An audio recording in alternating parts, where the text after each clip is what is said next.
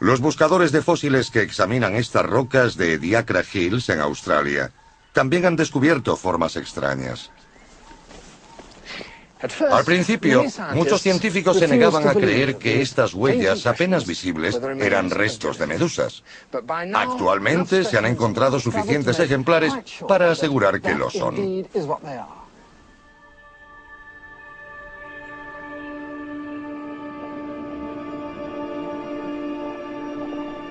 Ahora sabemos que la vida no se originó repentinamente con los animales complejos del período cámbrico. Empezó mucho antes, y eran formas microscópicas que fueron haciéndose más grandes y que eran tan blandas y delicadas que casi no dejaron huellas en las rocas.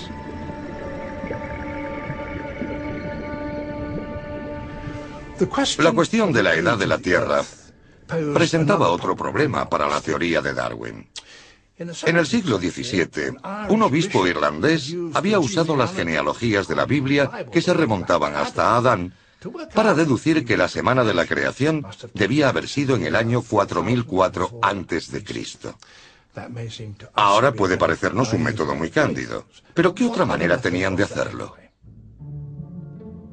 Los geólogos de la época victoriana habían llegado a la conclusión de que la Tierra debía tener millones de años de vida.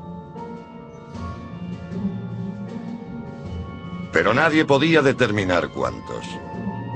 Menos de 50 años después de la publicación del origen de las especies, se hizo un descubrimiento en una rama de la ciencia aparentemente sin relación con el tema que brindó la respuesta. Una mujer polaca que trabajaba en París, Marie Curie, descubrió que algunas rocas contenían un elemento llamado uranio, que se descomponía con el tiempo a ritmo constante mediante un proceso denominado radiación. Actualmente, un siglo después de su extraordinario descubrimiento, el método de datación midiendo los cambios en la radioactividad se ha perfeccionado mucho. Esta es una muestra obtenida de las rocas de Charnwood Forest. Y estos diminutos cristales indican que tiene 562 millones de años. Tiempo suficiente para que la selección natural produjera la serie de fósiles que acabarían dando origen a los animales y plantas que conocemos hoy. Pero había otra objeción. Si todos los animales de un grupo compartían un origen común, ¿cómo podía ser que algunos estuvieran distribuidos por todos los continentes, excepto en la Antártida?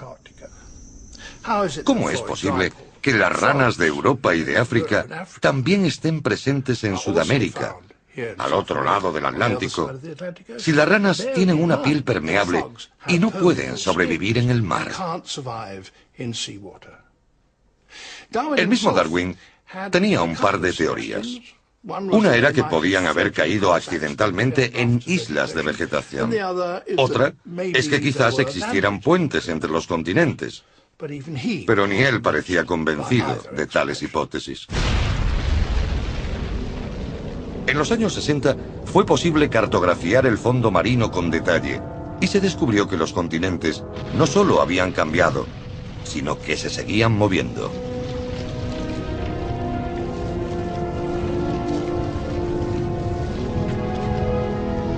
Del fondo de la corteza terrestre emergen rocas nuevas que fluyen a uno de los dos lados de la dorsal oceánica y arrastran a los continentes. Los anfibios habían evolucionado en este supercontinente y se repartieron por cada uno de los fragmentos cuando se separaron. Problema resuelto. Quizás el mayor problema para mucha gente fue el debate sobre la existencia de Dios, originado a principios del siglo XIX por un sacerdote anglicano llamado William Paley. Argumentó que si estamos caminando por el campo y encontramos algo como esto, sabremos solo con mirarlo que ha sido diseñado para medir el tiempo.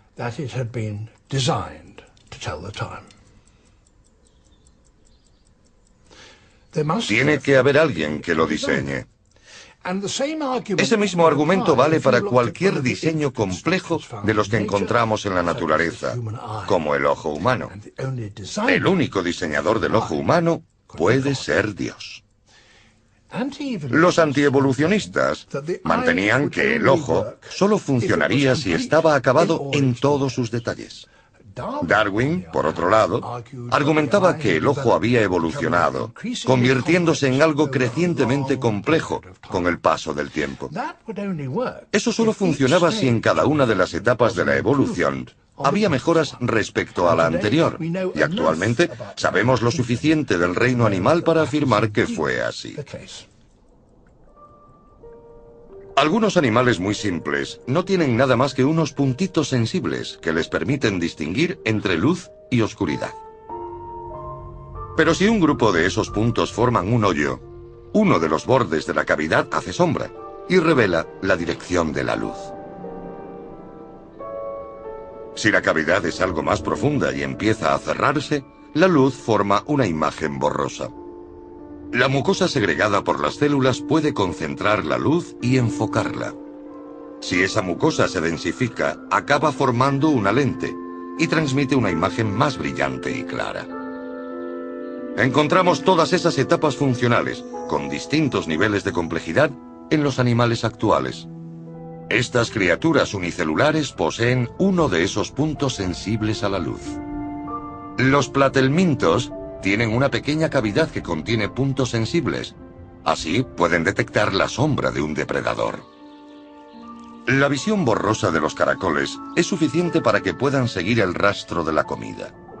Y el pulpo dispone de un ojo con una lente que le permite ver tantos detalles como nosotros.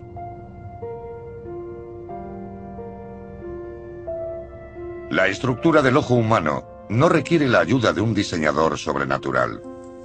Puede haberse desarrollado gradualmente en cada etapa, brindándonos muchas ventajas, tal como expone la teoría de Darwin.